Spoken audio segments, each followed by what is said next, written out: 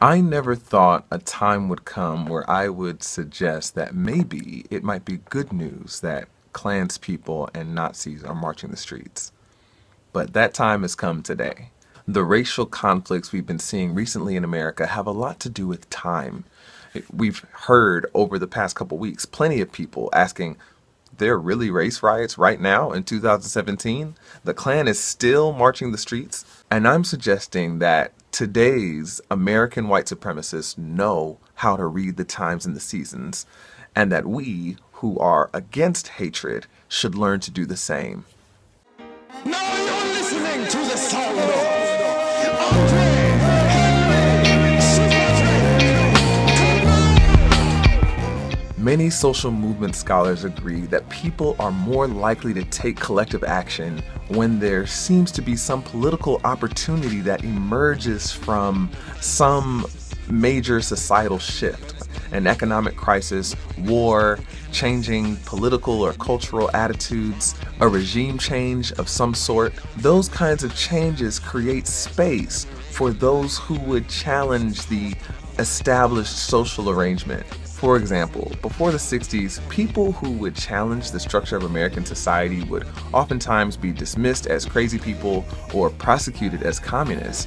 But a cultural shift happened where people realized that you can't just accuse people of being a traitor to the country or committing treason without having good reasons.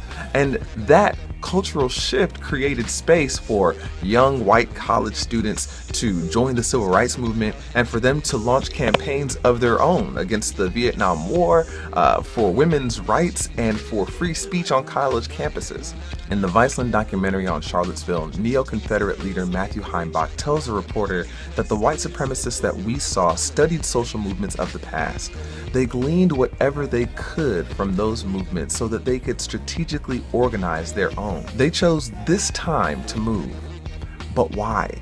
Could it be that those hateful men, as students of social movements, saw an opportunity at this time? When we review the past couple of years, there has been some cultural shifting, a wave of resentment against politically correct culture, a wave of discontent against business as usual politics, and the rise of an incendiary agitator speaking an old familiar tongue of privilege and oppression and promising to lead America back to some previous time of glory and greatness. We who believe in freedom and solidarity would also do well to learn to read society's cracks and fissures.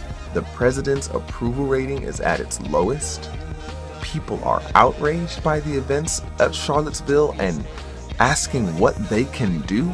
Thousands of counter-protesters filled the streets of Boston last weekend and overwhelmed a white nationalist rally. These things are telling us what time it is. The question is, are we paying attention? There's plenty to be outraged and exhausted by in these times. At the same time, let us not be so overcome with grief that our tears block our vision. I want you to see that those who rally for oppression are actually terrified. I want you to see that, however imperfect or slow or incomplete it may be, there is an awakening happening in this society. I want you to see that the love of neighbor can overcome the fear of the other. If we fail to see these weaknesses in the pervasive shift toward indignity and oppression, we may miss this moment. Now is the time to leverage these opportunities, to get strategic and to educate and to organize, because things do not have to be this way.